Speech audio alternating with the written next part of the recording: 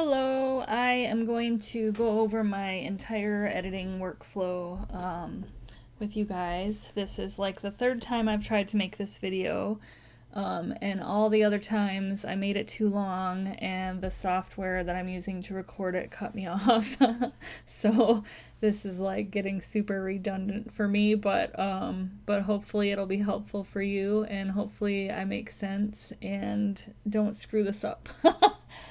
So, the first thing I wanted to say is that my workflow is by no means the right way to do things. I just, over the years have come up with this as being the best way for me, and everybody does things differently, so it might not be the right way for you, but for me it works, so I'll show you how I do things.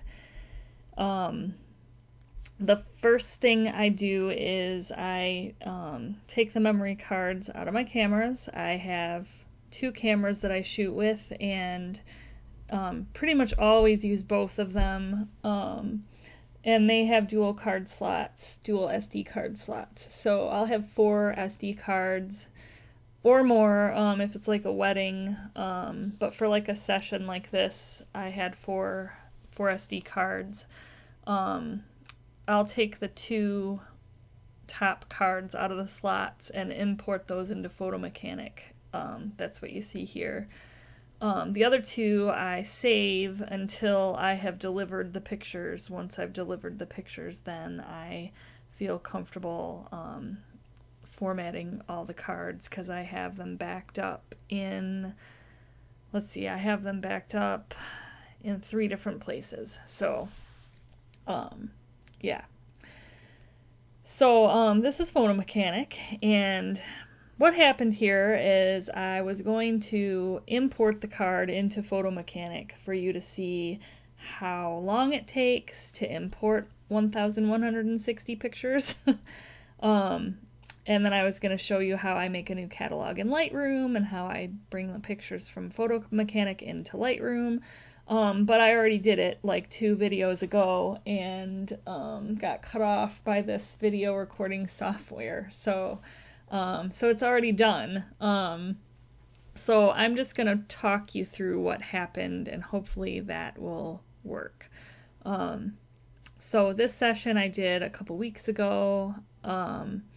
It was an engagement session, but what I call a connection session, just because it's my own brand thing, but this was Jordan and Aaron's connection session, and we went to a park by his parents' house in Birmingham, and normally I like to shoot in places that are wild. I don't like manicured trails. I don't like man-made things in my pictures.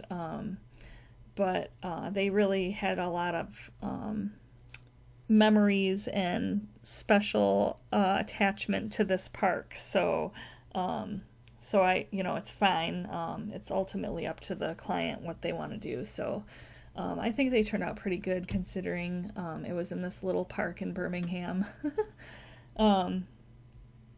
Anyways, so when I put the memory card into my card reader in my desktop, this ingest dialog opens up. It looks like this. It just happens automatically. Photo Mechanic opens up and this window pops up. And I learned how to do this from a YouTube video. I don't actually know like all the little things about this window, but I can show you what I do know. Because I just have never taken the time to sit down and learn like all the functions of Photo Mechanic. It is like an amazing software, and it is primarily used by like sports photographers, I guess, like, or maybe photojournalists, sorry, who need to be like super specific about tagging and organization and being able to cull really, really fast.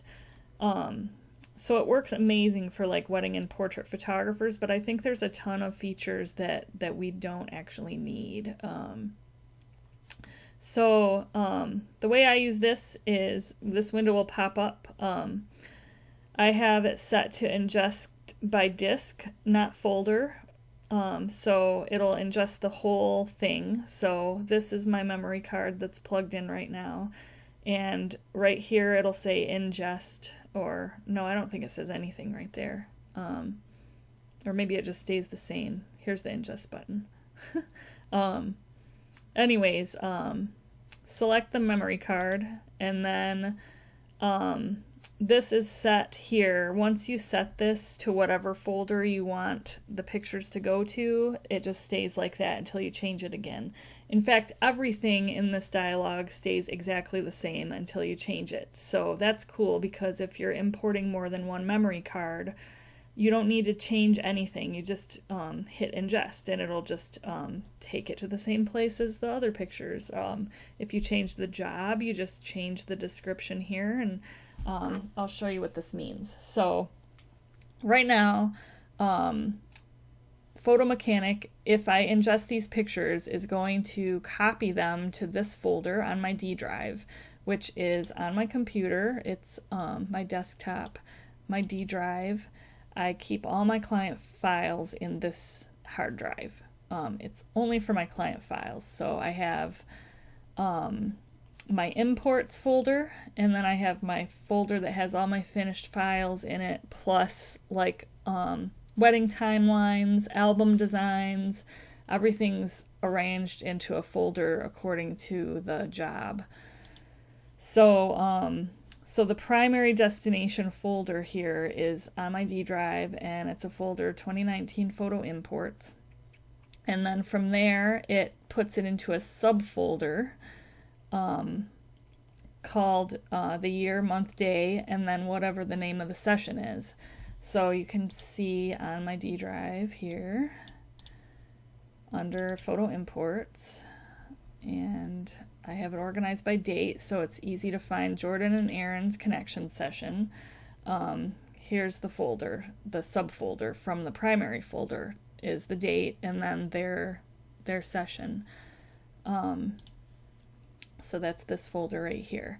Then I also have it renaming all the files. So instead of being called like DSC 0123 or whatever, they're called the name of the session. I just copy and paste this to here. And then I have an underscore, raws, underscore, and then the original frame number. So that if you were to open the imports folder and then open their session, you can see that all of the files are named Jordan Aaron connection, raws, and then the original file number.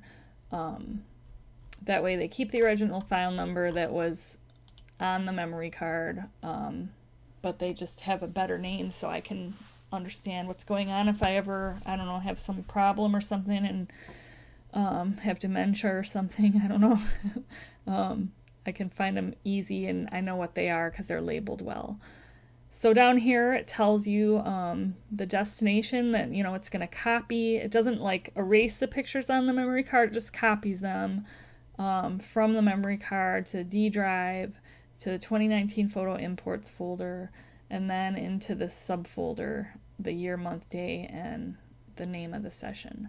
And then I would just hit ingest. And Photo Mechanic takes probably I think it's a little bit faster than Lightroom if you were ingesting or if you were importing pictures into Lightroom. I think Photo Mechanic does it a little bit faster. Each memory card for the same job, or you know, if I had multiple memory cards from the same session, I would just do them one after another and just keep hitting ingest, because all this information would stay the same, and it would keep the original file number on there. So, oh, I'm sorry, that's not the original file number, it's the frame number. No, I think the frame number is the original file number. Let's find out. To set the variables, you just click this button right here. And then there's all these different variables that you can use. I'm pretty sure that that is the original file number, because if I go in here, I've never actually had to figure this out before. It just works because if you look at the names, if you look at the names, like the first picture in here is Jordan Aaron Connection Raws 244. It would be 1 if it was just a frame number, I think. So, I think. Or unless there's only 244 frames on my camera. I don't know. Anyways, maybe that should say original file number. I'll have to look into that. But anyways, all I care about is that all the pictures are labeled the session name and they're in a sequence that is the same sequence as they were on the memory cards. And that's what it's doing. And it doesn't matter to me what the sequence is, because later on when I export my pictures out of Lightroom, I rename them again. So right now that doesn't matter to me. So I'd hit ingest. It would ingest all the pictures, which it did. I have 1,160 pictures in here after doing 2 memory cards. And I have set this to capture time. You would do that in Edit Preferences. And then Contact Sheet. This is a contact sheet. It's the same thing as like Grid View in Lightroom. But right here is where you change it. It's defaulted to file name, and I had to change it because if you do it that way, then it'll show all the pictures from one memory card and then all the pictures from the next memory card. And they're not like in order, the order that you took them. They're in order by file name. So I was always having to change it, and then I figured out that you could change the default to capture time, and that's amazing because then I don't have to do that. And the way I learned how to cull is like super easy, and I like it because it saves me so much time. It's not even funny. All I do is double click the first picture and make it full screen. In Photo Mechanic, you'll see that there is no wait time at all whatsoever. The full resolution picture is available as soon as you click on it. You don't have to wait for it to load. It is like lightning fast. And I just use the back and forth arrow keys to toggle through the pictures. This is how fast it is. Like from the second you have your pictures ingested into Photo Mechanic, this is how fast it is. So I can scroll through this entire session by clicking the forward arrow like in a matter of minutes. And then if you want to go back to the contact sheet, you just X out and you're back at here, and you can jump around that way.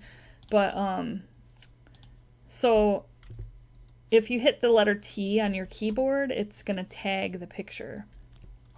You can see the ones I've tagged because they have a little check mark in this little box. And those are the pictures that I picked that I think I might want to edit. Yeah, so I do this like as fast as I can. I don't think about it. If there is a possibility that I might want to edit the picture, then it gets tagged. So I might have like a bunch of pictures that all look exactly the same, all tagged, because I think, I might edit this one, I might edit this one too, I might edit this one too, I might edit this one. So I would just tag all of them, or like if I'm really feeling like being critical, I guess, I could go back and forth and go through and maybe just pick a few that were my absolute favorites out of the bunch. But if there's anywhere like, let me try to find an example.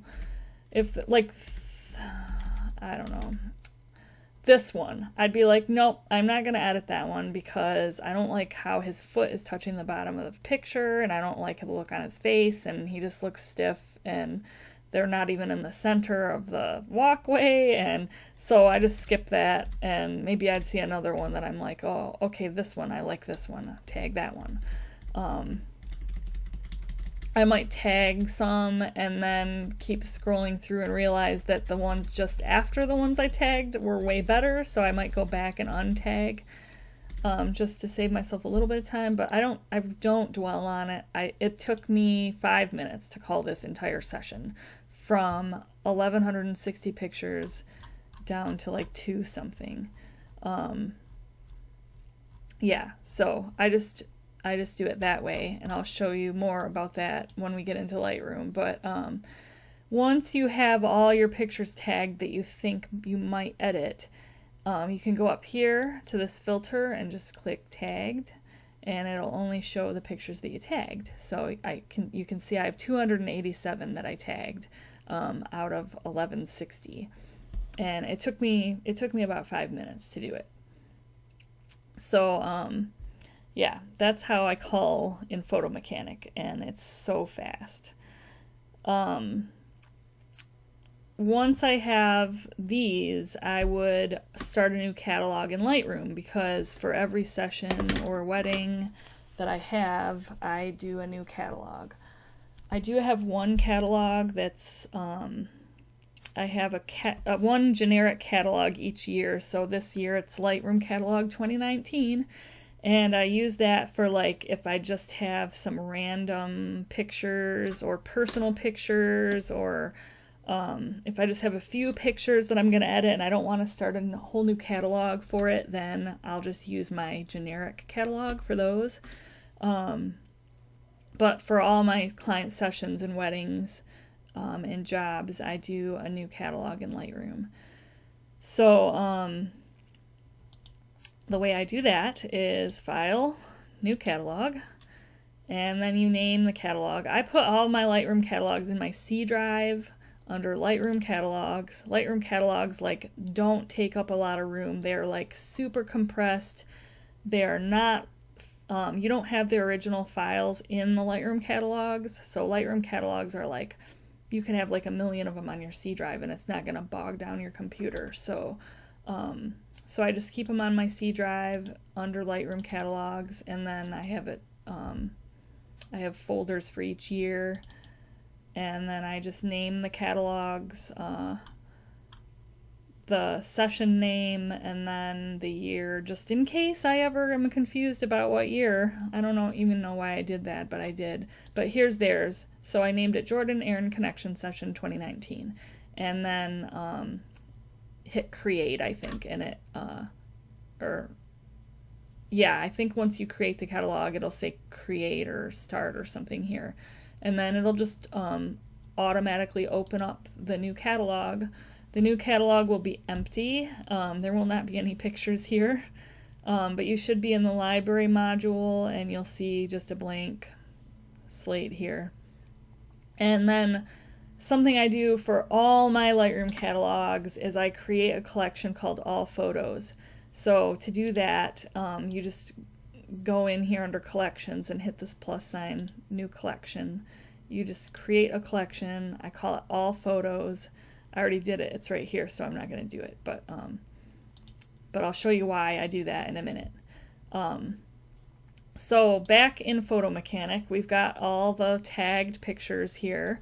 You can just click Control A or Command A on Mac and select all the tagged pictures, and then you just click and drag them into Lightroom and drop them in this window where there would be no pictures. You have to be in the library module for that to work. If you're in the develop module, it won't work. Oh, my computer's freezing up because of this software I'm running to record this video. That's fantastic. We'll give it a minute. Oh, okay, here we go. So, you'll see, I'm going to go back, you'll see when you click and drag this, your mouse into Lightroom, you will see this little, like, if you can see where my mouse is, there's like this little rectangle underneath it. If that isn't there, you'll see this, this is really annoying, but you'll see this no sign, I guess. So unless you're in the library module and you're hovering in the right spot, I think there might even be like a little plus sign that pops up if this is empty, but you'll be able to tell if you can click them and drag them into here or not. But yeah, so I'm holding down my left mouse button right now, and when I let go, it's going to open up the import window.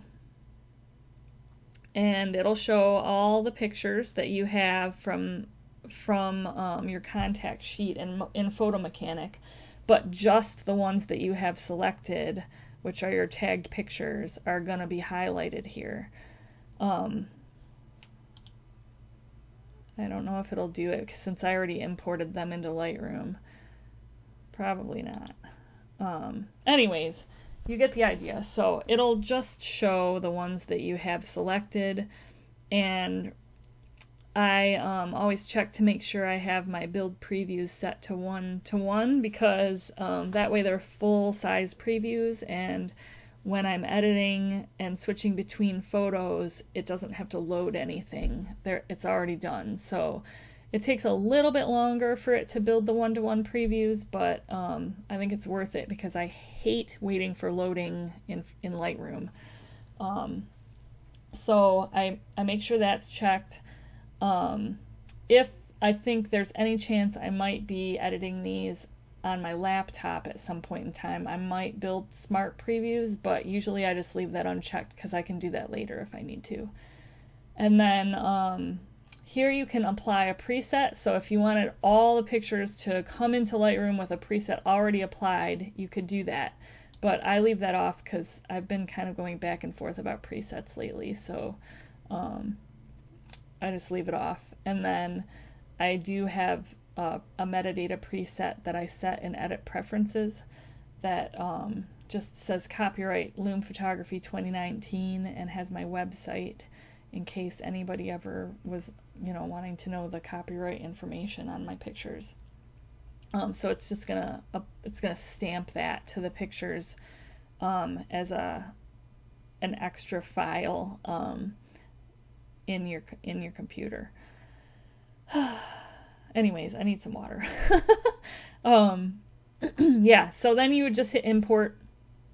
Normally this stuff is just already all selected, so once I click and drag and this opens, I just hit import, and it takes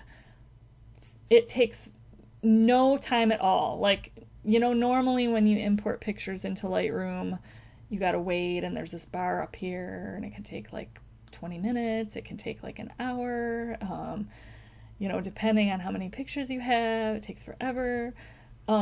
This takes seconds. Like, I swear, like, all these 276 pictures probably took 10 seconds to import into Lightroom. And then it will be building the 1:1 previews for a little bit, like maybe 2 minutes up here, but you can still edit the pictures and work on them while it's doing that. So that is amazing. It's super fast. So let's see.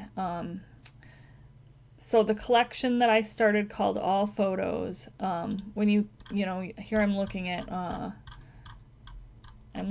all the photographs in this catalog. I just realized that I did something that I need to change. Yeah, so once you have all the pictures imported into Lightroom, I would hit Control A to select them all and drag them all into this folder called All Photos. And that's the folder that I edit out of. And I'll show you why soon. I had already kind of started editing some of these, so I'm going to hit Control-Shift-R to reset all the settings. That way everything's back to the way it was when I first brought it in here. There's no editing done. So let me deselect these. You know how I was saying in Photo Mechanic how I would just tag like any picture that I would think that I'd want to edit. And then when I'm actually editing the pictures in Lightroom, like let's say I'm looking at these 3 pictures, they are all very similar. But as I'm editing them, I might realize, hey, like this is my favorite out of these 3, and these are pretty redundant, like they look almost exactly the same. And I really only want to deliver this one. So I would just select these ones and right click and hit remove from collection, and then boom, they're gone out of this collection. then when I'm ready to export the pictures and deliver them to the client, I just am selecting the ones that are my final pics that are in this all photos folder. But the rest of the pictures are still in the all photographs, they're still in the catalog. So here they are. Like if I ever wanted to go back and re-edit them, or if I needed them for some reason, they would be in the catalog still. And that's why I do that. So the way I edit is super fast usually, as long as I can figure out what preset I want to use. That's the thing that always gets me. I have a few different presets here that I've made myself. A couple of them I made from scratch, and then I think it's this one that is based off another preset, but it's just like tweaked so much. I also have, I have like a trillion presets, but these are just my favorites right now. The Atlas presets from Tribe Archipelago, the Train presets, the Basecamp profiles, and the Maddie May presets are like all really good. I have the Develop Gabe McClintock presets, but they don't like match my style very well, so I don't use them. I should just get them out of here. Lately, I have been using this Bear preset that I made from scratch. It's super moody, super desaturated. It has like these really crazy bluish highlights and like reddish shadows. It's like crushed the whites, and the highlights are like down all the way. I just think it has a very cinematic look, and I like it a lot, so I think I'm just going to use it to edit this session. So I would click that once I might edit a few and then be like, nope, I like a different one, and change it, but for now I'm going to go with this one, and then I just hit Control A to select all the pictures and hit sync. And you can hit check all and sync, and it's just going to apply that preset to every single one of these pictures. I'm going to unselect these, start editing. So let me make sure I'm in the all folder. No, I'm not in the all photos folder. Yeah, so while I'm editing, I make sure that I'm in the all photos folder. That way if I want to remove any pictures from that folder, I can. I can see right now that this is going to be slow because I'm running this recording software. I think I'm just going to edit like, I don't know, 10 pictures or something like that, and then I'll show you like what I use Photoshop for when I'm editing, and then I will just export them and show you where they go. Holy cow, this is running so slow. Okay. So it has pasted all these are edited now. Maybe what I'll do is I'll do a new collection, and I'll just call it Sample Edit. Whoop. These collections are only in this Lightroom catalog. They're not like rearranging my pictures on my computer or anything. They're not affecting anything outside of this catalog. They're just like an easy way for me to like organize and work on pictures within the catalog. So if you go like back to all photographs, everything's still going to be there. It's all in the same order. However, like any edits that you make on the pictures are going to show up. So let me just go through here and pick like some pictures. I'll pick this one, I'll pick this one, no, I'm gonna pick this one, I'll pick this one, this one, this one, this one, this one, this one.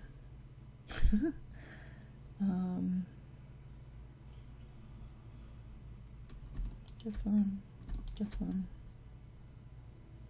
Gosh, I don't want to edit too many. This one, this one, This one.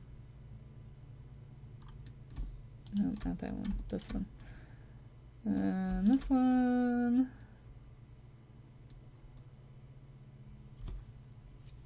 I'll just grab this one. Okay, so all these I'm just going to drag into the sample edit folder. There's 15 of them. All right, these are the ones we're going to edit. So I've already got the preset applied. This is way too bright for me. I'm going to mess around with the exposure, or not the exposure, the temperature, to get it right where I want it.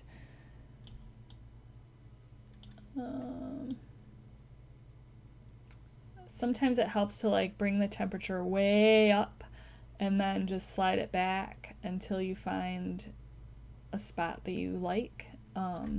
If you start where it's cool and then try to bring it up, I find that a lot of times it's not warm enough.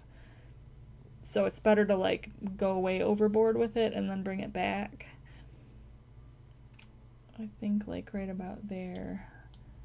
This is a tricky one because of this crazy split toning I have on this preset. I'm not gonna mess with that. I do like it.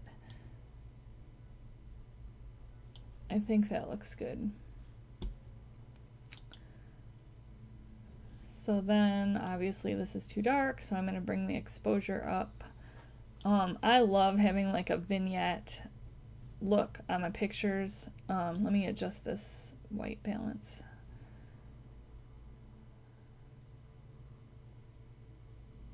I think like right there. Yeah, so my preset already has the contrast turned up to 21.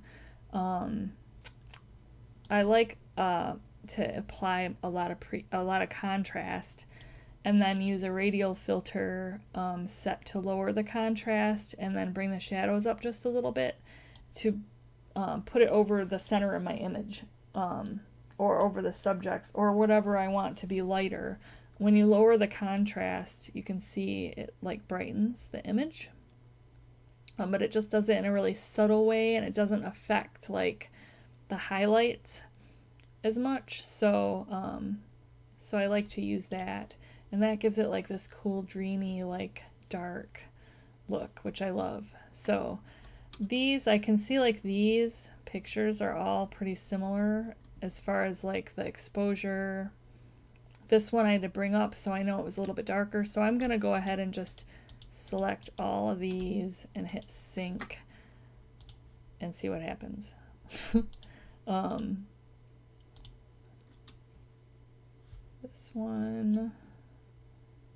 This one I think I need to make this radial filter a little bit smaller. When you use a radial filter like this, you got to really be cautious of a halo effect, which is like if I were to bring the exposure way up, but you can kind of see like around where you can see like the edges of where you did the filter. And it happens a lot like if you have a backlit photo and the background's lighter and you try to use this on the subjects, you can usually see like around them this weird haloing effect.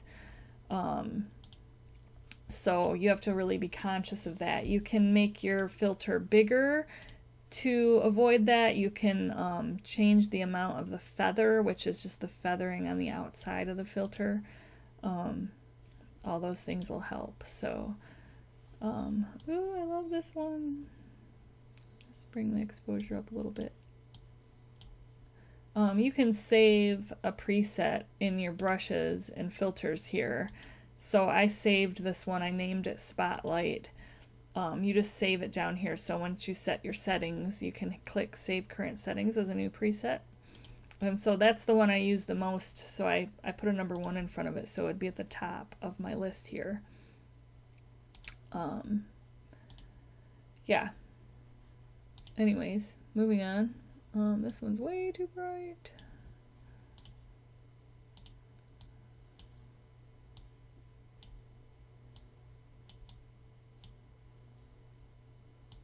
Sometimes I'll even layer these radial filters. I'll show you in a minute how I do that. This I want to be centered. So when you're using the crop tool here, a cool trick is that you can hit L and your computer will do lights out mode. If you hit it once, it kind of just grays out the screen, and then if you hit it again, it completely blacks out the screen, and then if you hit it again, it goes back to the regular view. And the default color is black. You can actually change it to be any color you want. So I changed it to white because I just like it better because my website is white and I'm usually viewing pictures with white around them. So it's easier for me to see, but it's kind of cool because if you hit it twice, L on your keyboard, see you can like really fine tune your crop quickly, and then hit it again, it goes back to the normal view. Hit R and it'll set your crop. So let me go through that again really quick. So hit L and it'll go into lights out mode. Hit it again and it'll completely get rid of all the distractions on your screen. If you hit R, that's the shortcut for crop. So you can hit R and then adjust your crop, and then hit R again to set the crop, and then hit L to go out of lights out mode. So I can see right now that I don't like that little splotch right there. So hit L and then R. Okay, that's beautiful. Oh, it's so beautiful. So here I already have the radial filter applied. I'm going to hit Control Alt and then click on this little circle in the middle and drag it, and it's copied the radial filter but made a new one, and you can drop it wherever you want. So this one I want to just be on their faces, so I'm gonna make it really small. And that's how I layer the radial filters. And so this is insane. Look at how orange her skin is. I can't stand it. Bring the exposure up a little bit will help a little bit, but I've definitely got to tweak this. I do not want it to be that warm. That is way better. Bring the magenta up just a tiny bit. Right there. And then let me, oh, I didn't, this is not a copy and pasted edit. I do have a preset saved that is just a vignette, and so I'm going to apply that because I think it looks way better than without it. And then I'm going to copy that edit to these two afterwards. We'll see if it worked. This needs to be a little bit warmer.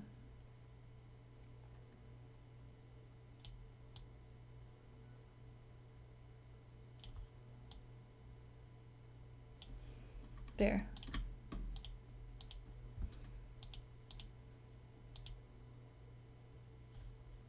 Too bright. That's amazing. Okay. And this one, of course, is like a completely different scenario, so everything's all whacked out. Sometimes I'll do auto white balance just to see how it works. I've been noticing lately that it's making everything way too magenta, and I think it has something to do with my preset. So I'm just gonna manually adjust this. This one, probably like that. And this one, bring this up.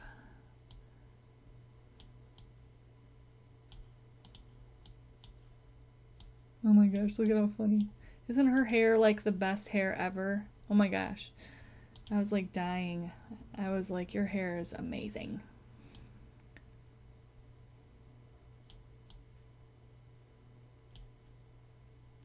This one, I don't think I need, maybe right there. Yep, love it. And then this one's got that funky like orangish, goldish color, so I know I need to drop the temperature, bring in some more magenta, bring this down, and then use this over her.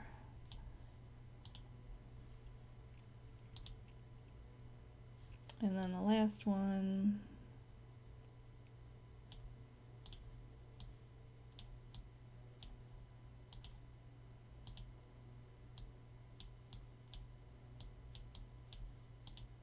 this one definitely needs a vignette. A big old vignette. All right. So there's all my edits. A cool thing I learned that I think I told you guys about, but I'll just show you again, is if you hit Shift R, you can use reference view, which is super awesome for getting all the tones consistent across a session or a wedding. You would just, you know, let's say I'm like, I love the way this picture looks. I love like the brightness of it, and I love their skin tones, and I love, you know, everything about it. Then this, on this side, oh, you can lock it so that this picture stays exactly how it is. And then you can edit on this side, so every picture that you're editing, you just click on the ones you're editing, you can see this picture and just match the brightness, match the skin tones, match the white balance, so that everything's totally consistent. And to get out of this view, you just hit D. So that is like super amazing. I just found out about that like a couple months ago, and I was like, oh my gosh, this is like a lifesaver. So let's say I've edited all the pictures. Oh, I want to show you how I edit in Photoshop. Okay, I think I got like another 10 minutes here before it's gonna cut me off. So I'm gonna show you this one because one of the things that I do a lot in my photos is removing distractions. It's something I learned a few years ago from one of my mentors, and it's just super easy to get rid of distractions, and it just, you know, nobody even notices that you've done it, but it like will clean up a picture and bring just the focus to the subjects.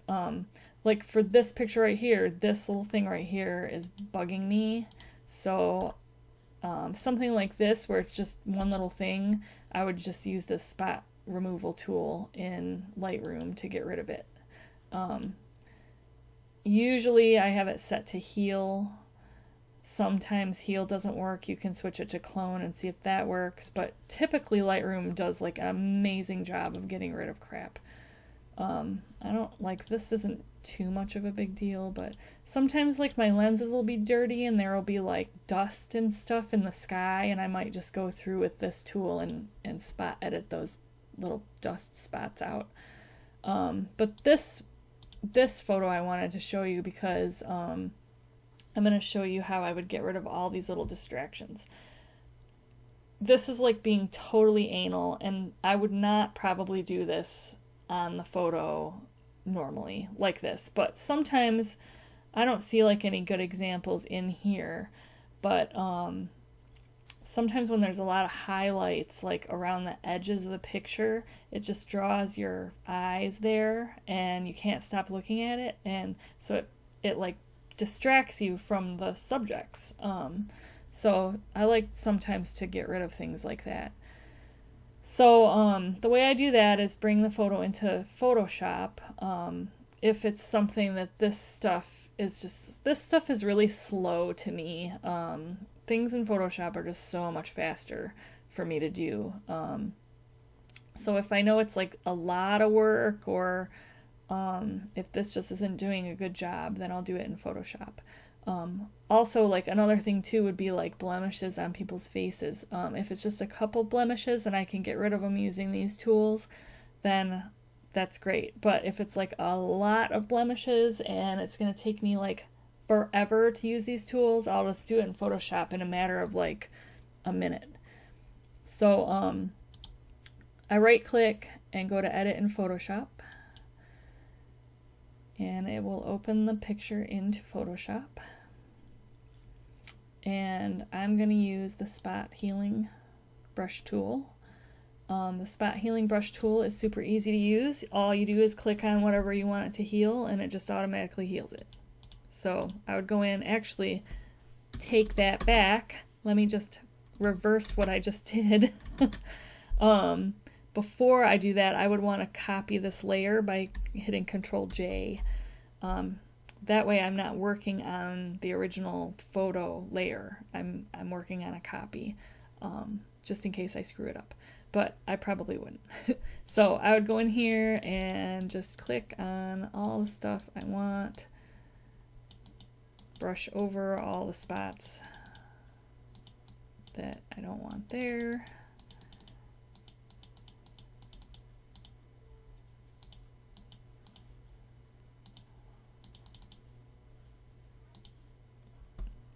There, so you can see like what it looks like. You can see before and after. Like I said, this is not an extreme example by any means, and I probably wouldn't even touch this because it actually looks kind of funny like that. But like I wish I could find, maybe I can find a good example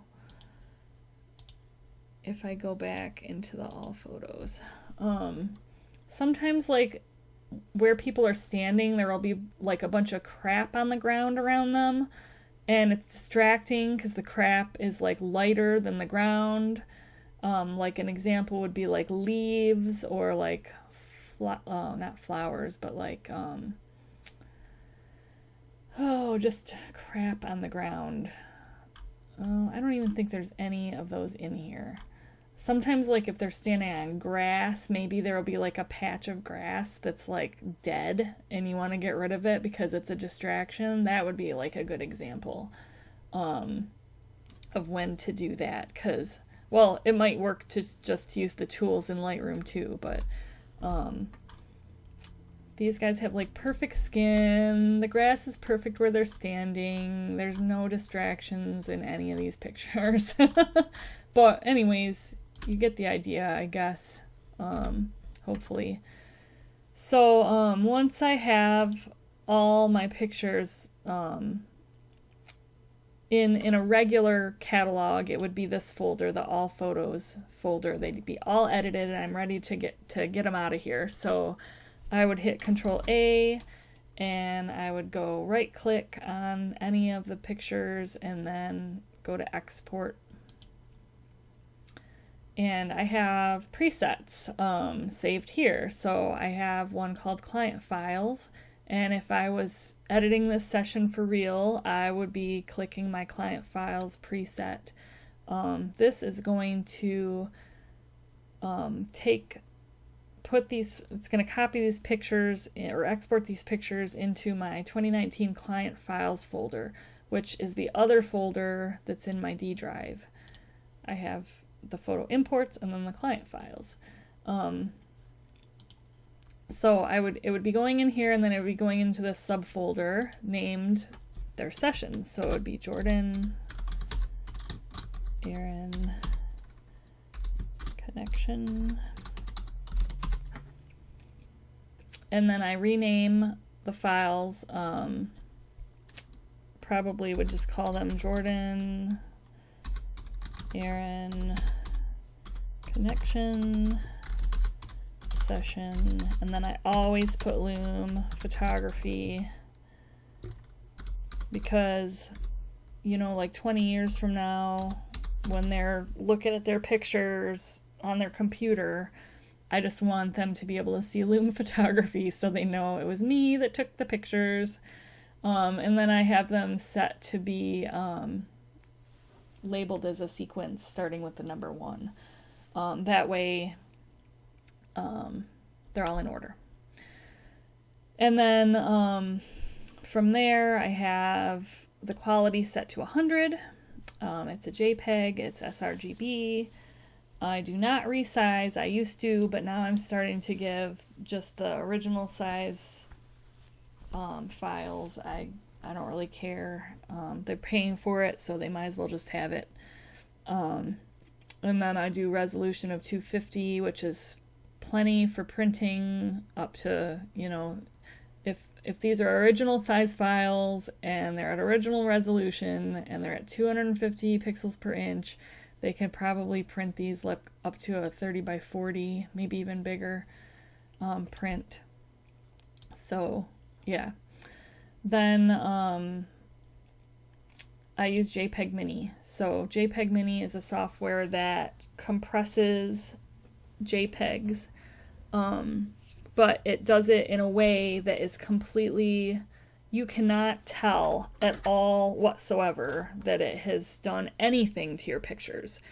I learned about it from some of my mentors, and I have been using it ever since, and there is no issue. Like, you can still print your pictures 30 by 40. They look exactly the same as they did if you didn't use JPEG Mini, but the size of the file is like 3 times smaller. So it's like totally amazing. So it's automatically set to use JPEG Mini, and then I would just hit export, and it would export them to that folder, and that would be that. Now another thing that I do is, after all the pictures that I'm delivering are exported, I go through the session or wedding and pick my favorites. So it ends up being like, for this session there probably would be about 25 favorites, usually about 20-25, and those are the way I pick them. Here, I'll show you. The way I pick my favorites is I hit 7 and it tags them yellow, and then once I have all the yellows that I want, I go to attribute and then filter it by the color yellow, and it'll just show those. Then I select all of those and re-export them, but this time I export them with my marketing photos preset, which does reduce and makes them low res, makes them 72 pixels per inch instead of 250. I resized it so that the long edge is 2048 pixels, which is the right size for Instagram. The quality is 80. Still use JPEG Mini, but and then when I rename them, I give them like a really good SEO title. Like, this would be maybe like Michigan Outdoor Adventure Engagement Pictures or something. That way, when I post them like on Instagram or on social media, they have a really good SEO title. So then these would go into my Dropbox into a marketing photos folder. And from that folder is where I post all my Instagram pictures. If I want to blog pictures, I can post them from there. Yeah, it's like my favorites, so I can use them for all my marketing needs. So that is how I do that. I think that's about it. I can't think of any other things. Let me see. I did that, I did that, I did that. I did that. I think I went through everything. I feel like I missed a whole bunch of information, but I'm running out of time. I only have like 2 more minutes. So let me know if you have any questions about any of this, and I will be so happy to explain even more to you. I am going to go get a drink of water because my throat is super dry from talking for an hour. And yeah, hit me up if you want to know anything else. All right, thanks.